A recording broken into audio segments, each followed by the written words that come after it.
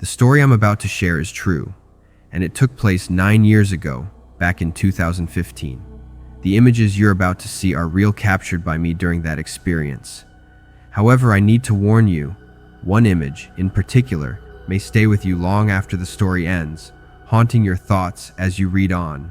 I labeled the real footage as actual footage to make it clear which images are real and which are not. Now let's begin. For as long as I could remember, urban exploration had fascinated me. The thrill of sneaking into abandoned places, exploring history frozen in time, drew me in like a moth to a flame. There was something about the decayed beauty of forgotten spaces that made the world seem quieter, almost like time didn't exist there. When I stumbled upon the rumor of an abandoned hospital in Denmark, I knew I had to see it for myself. The hospital, once a key medical facility, opened in 1930. It started small, with just 30 beds and a single operating room, but over the years, it expanded. The basement was once equipped with labs, X-ray rooms, and even a kitchen. By the 1960s, new sections were built to modernize the place. For decades, it served the local community until it was finally shut down in 2002. Though the hospital was abandoned, it was never torn down. It still stands today, decaying in the shadows, its eerie emptiness calling to urban explorers who dare to step inside its forgotten halls. The remnants of the hospital's past remain scattered within its walls, a haunting reminder of the life that once filled the place. I spent weeks mapping out my route, finding the perfect entry point and making sure I knew the security patterns. I packed everything I would need: my camera, fully charged with extra memory cards, dark clothes to blend into the night, and a small stash of food and water in case I ended up staying longer than planned. I couldn't afford any distractions. This was my chance to document what was left of the once bustling hospital. By the time I arrived, it was midnight. I had chosen the dead of night for a reason. Fewer people around meant less risk of being spotted by any security patrolling the area. The drive had taken over 2 hours, and as I pulled up, the large structure of the hospital loomed before me. Streetlights cast long shadows on the building, highlighting its decaying facade. The windows were shattered, vines creeping up the walls, as if nature was slowly reclaiming it. I parked my car far enough away to avoid drawing attention, grabbed my backpack, and made my way toward the hospital. My heart was racing, partly from the thrill, partly from the thought of finally being here. The side entrance, a half-boarded basement window, had been my planned entry point. It was tricky to spot, hidden behind some overgrown bushes and partly covered by rusted boards. After pushing aside some of the loose boards, I crouched down and slipped through the narrow gap, landing softly inside the hospital. The moment I entered, I was hit with an overwhelming sense of darkness, the kind that seemed to swallow everything whole. As my eyes adjusted to the pitch black, I reached for my camera and clicked the flash. For a brief moment, the world around me flickered into existence, and I felt my stomach drop. The hallway stretched before me, narrow and haunting. Lining the walls on either side were bathtubs, standing upright, almost pristine, though the edges were tinged with rust from years of neglect. They weren't overturned or broken like I had expected.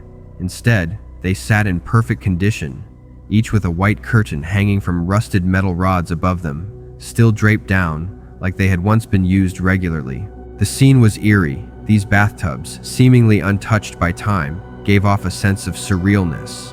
I half expected someone to be hiding behind one of those curtains. Each click of the camera lit up the corridor for just a second, showing more of the bathtubs, each one a frozen remnant of the hospital's past. The reason why I only used my camera's flash to navigate was simple. I couldn't risk drawing attention with a full flashlight. The hospital wasn't entirely forgotten, and I knew that security guards occasionally patrolled the area to protect the few valuable sections that were still intact. A flashlight beam would have been like a beacon in the darkness, easily spotted through the shattered windows and cracked walls. Instead, I relied on quick bursts of light from my camera's flash. Every few steps, I would press the shutter, and for a brief second, the world around me would be illuminated, just enough for me to catch a glimpse of my surroundings before the darkness returned. It was disorienting, and it made the place feel even more claustrophobic, like I was seeing snapshots of a nightmare, never the whole picture at once. There was a little bit of help from the outside. The hospital's position on the edge of a street meant some light managed to seep through the broken windows. The dim glow from the distant street lamps cast long, eerie shadows through the corridors, their orange hue barely bright enough to outline the shapes of doorways and debris. The light wasn't much, but it was enough to stop me from getting completely disoriented. I continued to explore the hospital, the layout much larger than I expected. The main building had a first and second floor, and there was even a smaller house to the side of the hospital. Inside, the place was a maze of rooms and endless hallways, each one filled with eerie remnants of its medical past. There were scattered hospital beds, some still with torn sheets, old rusted IV stands leaning in corners, and empty medicine cabinets with glass doors cracked open. Wheelchairs, long unused, sat abandoned in hallways, their wheels caked in dust. As I ventured deeper into the hospital, I couldn't shake the feeling that nothing could be creepier than the sound of footsteps or voices in the dark. The place was massive, so big that it wasn't out of the question for other explorers to have entered unnoticed. Just as that thought crossed my mind, I heard something, soft but unmistakable. Someone, or something, was moving around on the second floor. I was still on the first floor, but the noise was clear. It wasn't loud or frantic. It sounded like someone quietly rummaging through cabinets, searching for something. The faint clinks and scrapes echoed through the empty halls, sending a chill down my spine. Fear gripped me, but I knew I couldn't turn back now. I had driven too far, spent too much time planning, and the adrenaline was coursing through me. I had to keep going. I pressed on, moving through the hallway, peeking cautiously into every room I passed.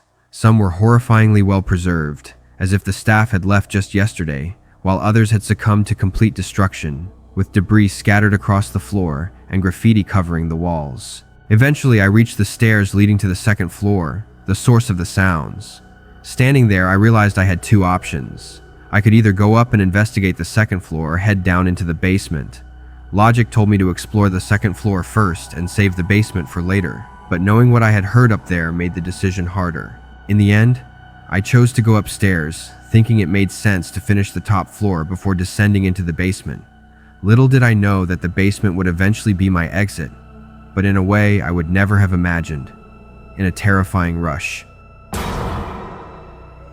As I went up the stairs, the first thing I noticed was a large hole in the wall at the end of the second floor hallway. My mind, already tense, played tricks on me. I pictured someone sticking their head through the hole and whispering, "Cuckoo, cuckoo, cuckoo, cuckoo," before vanishing again. I forced the thought out of my head, trying to regain control over my nerves. I couldn't let fear get the better of me now. At the top of the stairs, I was greeted by a long, pitch-black hallway, doors on both sides. Like before, I began cautiously peeking into every room. Some rooms were surprisingly intact, while others had been torn apart, debris scattered everywhere. That's when I heard it again, much louder this time. Someone, or something, was moving quickly from room to room, right in front of me. It sounded frantic, like they were zigzagging between the rooms, the heavy thud of footsteps bouncing off the walls. Panic washed over me. I wasn't prepared for this, and I had no idea what to do next. This could turn into a dangerous situation. I crouched behind a door, my heart racing, my breathing shaky. After a few minutes, I peeked into the hallway. The footsteps were still there, but they seemed farther away now, down the hall. I took a quick photo, hoping to get a glimpse of what was happening. But the moment the flash went off,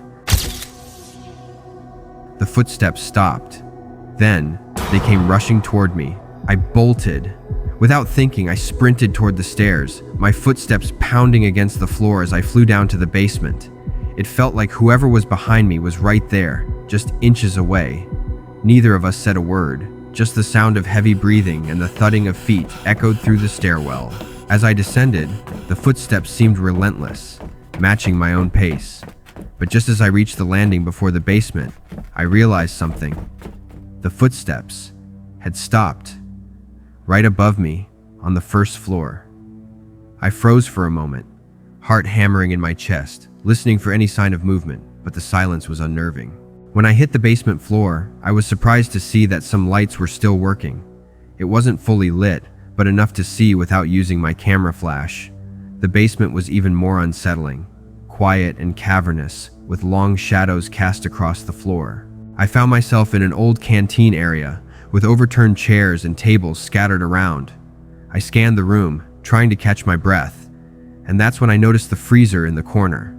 The large industrial freezer door was slightly ajar, almost inviting, even though it wasn't running. I couldn't help but stare at it for a moment, my mind racing with ideas. Just then, I heard the footsteps again. This time, they were coming from the basement, exactly where I had just come from. The clattering of something heavy hitting the ground echoed through the hall, and I knew I had to act fast. Without hesitation, I ran toward the freezer and slipped inside, pulling the door shut, just enough to hide, but leaving it cracked to let some air in. The freezer was cold, but it wasn't running, so the temperature wasn't unbearable. The stale air pressed against me as I crouched in the dark, trying to stay as quiet as possible. My entire body was shaking, sweat mixing with the chill of the space as I prayed that whoever or whatever was following me wouldn't find me. After what felt like an eternity, I crawled out of the freezer and cautiously looked around. Nothing. The footsteps had faded, and the silence was absolute. But even though I was alone again, the terror still lingered in the air. There was no way I was staying now. The only thing on my mind was getting out. I knew the basement would eventually lead me to an exit. I just had to find it. I hurried past the canteen area and pushed through a door labeled Exit. My heart pounded as I ascended a small set of stairs, hoping to find my way out. At the top, I found myself in a strange room with a door and a two-way mirror. It was odd. Why would there be a two-way mirror here? The thought unsettled me. Curiosity got the best of me, and I approached the mirror.